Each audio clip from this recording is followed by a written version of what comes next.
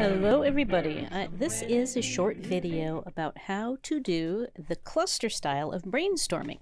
Now, to get a start on this, I want to look at this page from the book. This is the first page of chapter 2, and it has this picture. Let's zoom in a little bit and look at what we see. Well, I see a computer on Windows, another computer, a couple of keyboards, lots of paper, some books. This looks like a very messy desk situation. Actually, it kind of looks like my desk, right? What do you think of when you see this? Well, there's a question at the bottom. It says, can you think of 3 improvements to make this a better place to work? Well, let's think about it. We could organize the papers. We could take the books and put the books in the bookshelf. We could take the post-it notes and organize those. Maybe I need a filing cabinet. Maybe I need to hire somebody to help me. Maybe I need to get one of my kids to help me. Maybe some of these papers need to go into the trash can. There's a lot of different ideas. Which ones are the good ideas? Well, let's imagine that I'm being asked to write a paragraph about 3 or 4 ways to make my messy office a good place to work. One thing that people do, especially if you are a new writer, is you just think of the first few ideas. You might say, clean the paper, put your books away, throw the trash away, something, I don't know, I forgot. But a more experienced writer is going to make a brainstorm. A brainstorm is kind of like it sounds like. You think of a lot of ideas. They're like a storm, a rainstorm, so many ideas, and then look at them and choose the best ideas. We always recommend that students draw this, that you should write by hand, because this helps your mind be more creative. It's a little bit like drawing a picture. Your mind is more creative when you're using your hand. You're not having to write in a straight line. You don't have to worry about grammar. Don't worry about spelling. And try to create a lot of ideas like a storm, and then only choose the best ones. Well, the book has an example. What's this drawing of this? It looks sort of like a map. It's a way to brainstorm called a cluster. Cluster, the word basically means group, and that's what we're looking at. Different ideas grouped together. This is a different topic. The topic is good flight attendants. Like the page says, what you do is you write your topic in the middle of your paper, draw a circle, and then just start to put every idea that comes into your mind around it. Write words or short phrases. Don't worry about it being a good idea. Don't worry about the spelling. Don't worry about the grammar. Don't worry about making it look pretty. Don't worry about using nice handwriting. You just put your ideas there. Remember, it should be a storm. So for this topic, the person is thinking a good flight attendant, and a flight attendant, a stewardess or a steward, they are on an airplane all the time, so they must like to travel. I guess I could be more specific and say, well, they actually have to like to fly. They have to like to be in the air. They have to be friendly. They have to enjoy helping people. Many people are nervous on an airplane. So these are qualities that a good flight attendant has. So if your topic is, what is a good flight attendant like? Well, I can write all of my ideas all around that. Then if I turn the page, I can see that we started with our original cluster, which was the smaller group, and then this person went in and crossed out some ideas. Maybe they said, well, this one, that's not so important, not so important, not so important, but I want to focus on just a few others. And then they kept adding new ideas, more ideas, more ideas. So I wound up with just a few ideas that I really found interesting. But then there's more details about each of them, and I can keep going as long as I want. Now let's use that idea and go back to our original idea, which was to make a nice place to work. I think I'll call that make a tidy office.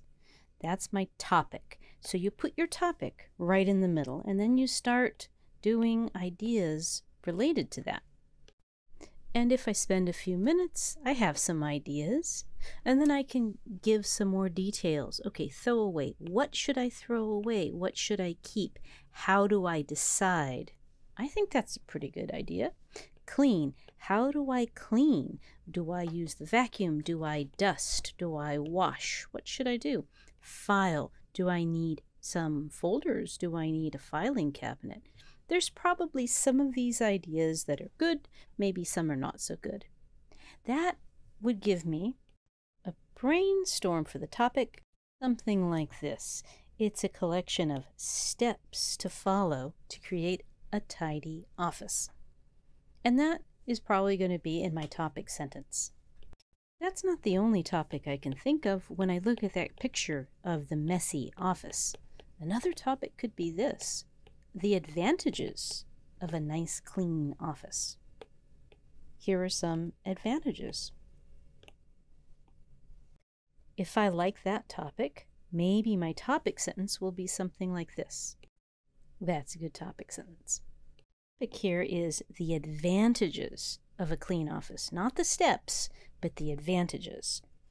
And I can think of more topics, starting with that picture of the messy office. I just want to write about the things that are in there. And there were a lot of things. And just by making a list and looking at it, I can go back and say, well, I think this one is pretty good to write about. Oh, that's interesting. Hey, maybe I could put these together. That's sort of similar. I can choose a few things, and then if I like this topic, my topic sentence could be right there. That's a perfectly good topic sentence. It lets me know I'm making a list. I'm making a list of things. So this is the process of writing a cluster brainstorm. Remember that you're going to start with putting your topic in the middle of the paper. This might be the hardest step. So let's think about it. You will write a list, paragraph. That's what chapter 2 is about. There are certain topics that are good for a list. You can make a list of advantages or disadvantages, benefits, steps, qualities, nouns like things, steps, reasons, causes, effects. If you think about these, combine those concepts with any noun that you like. Here's just a couple of ideas. Job, city, manger, a type of music, an animal that you like, or scary animal, a dangerous animal, food, a country, hobby, people. Any of these can fit together. Here's a couple of examples. There are 3 advantages to being a dentist. There are several disadvantages to living in this city. A lot of benefits to listening to a certain kind of music. There are several steps you should follow to make my favorite food. There are several qualities you need if you are going to study biology. There are several things you need to take care of a horse. There are many reasons why people like to live in my country. There are many effects that exercise can give you. There are several reasons why I want to study English. There are many qualities that a good aunt has, or a good parent, or a good grandparent. Let's just look at those for a minute. And I would like to sort of zoom in on the idea of advantages and disadvantages.